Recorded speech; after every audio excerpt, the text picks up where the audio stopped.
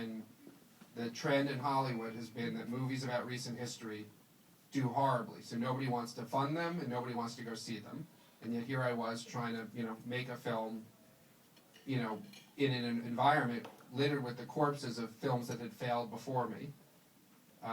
And I wasn't going to, because I really believed in the story, both for historical reasons and because I just thought it was a great script. And I had great actors who wanted to be in it. And there was a moment before we started shooting it where the film completely fell apart, and I was incredibly depressed, and I came home from the office. We'd been there till midnight or 1 in the morning, and my girlfriend was there, and I was in a really bad mood, and I said, the film fell apart. And she said, your films always fall apart, and then you always put them back together. So don't be so depressed. And I'm like, well, just because I've faced catastrophe in the past and resurrected it doesn't mean it's going to happen this time. This time it may just have fallen apart. And she was like, no, you always say these exact same words. You said these exact same, and I've been with her a long time. She said, you said these exact same words on Jumper. You said these exact same words on Mr. and Mrs. Smith. You said these exact same words on Born Identity. You said these exact same words on Go. So I didn't know her Dirty Swingers, but I'm sure I said those words on Swingers. She said, verbatim, you're sounding like a broken record. And I was like, it's part of the film business and it's a part of life that, failure isn't falling down. Failure's not getting back up again. And that, especially the film business, which is like a punching bag. And, we're really proud of Fair Game. It's gotten great results, great reviews. But then, this week the Golden Globes came out and we didn't get any nominations.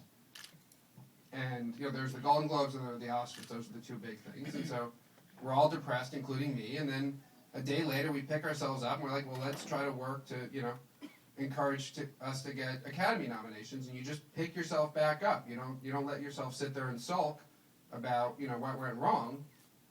You try to learn from it and also just get back in there and get back in the ring.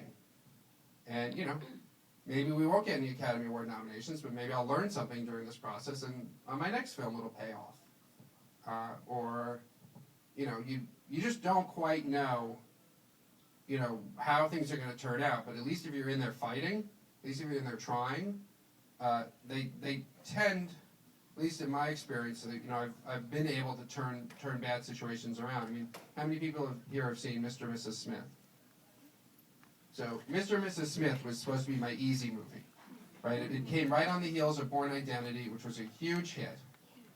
And, I got handed a script for Mr. and Mrs. Smith. I was sent it by Brad Pitt, who originally had been in Born Identity and dropped out, and that was one of the moments where the film, or in that case, Born Identity fell apart, and I gave up, and then for a second, and then I just resurrected, gave myself the confidence and said, all right, we'll try somebody else. And we ended up casting Matt Damon, who, at that time had a string of failed movies. So it wasn't like, oh, good, we have Matt Damon. It's like, I guess, everything he's done has failed, but maybe we couldn't get any of the people who had hit movies, but we can get this guy.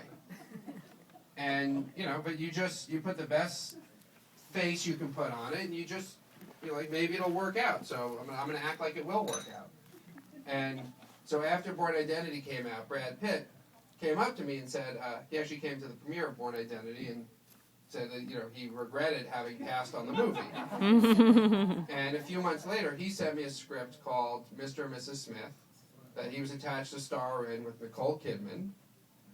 And it was a Go movie. The script needed a little bit of work, but I was like, wow, maybe the film business can be easy. Maybe it can be as easy as this, where they literally hand you a movie and say, it's ready to go. I was like, this is amazing. And then Nicole Kidman had writers that she wanted to come in and do a rewrite. And I was like, oh, this is going to be a nightmare. You just don't want the actors necessarily to control the creative. And the writers she brought in were these brilliant British playwrights, and in a matter of a couple of weeks, they really turned the script around and turned it into what you see as the final movie. I'm like, this is amazing. I've got, the script's really strong. Now I have Nicole Kidman and Brad Pitt. I'm ready to go. And then suddenly, right before we start shooting, Nicole Kidman tells us that Scott Rudin, who's a very powerful producer, has convinced her to go do Stepford Wives instead. Oh. And that I guess he had been her producer on a film called The Others, where she got nominated for an Oscar. Maybe she even won it. So she felt indebted to him, and she said, sorry, but I'm going to do this movie instead. Then Brad Pitt took another movie. Then Brad Pitt just dropped out of the movie altogether. And I was like, you sent me this movie. I've now put over a year of my life into it. Why am I trying to convince you to be in it? But because Nicole had dropped out, suddenly, if it was really that good, why would she have dropped out? Because, this is a business where everybody is nervous and insecure. And, it just feels like a sinking ship.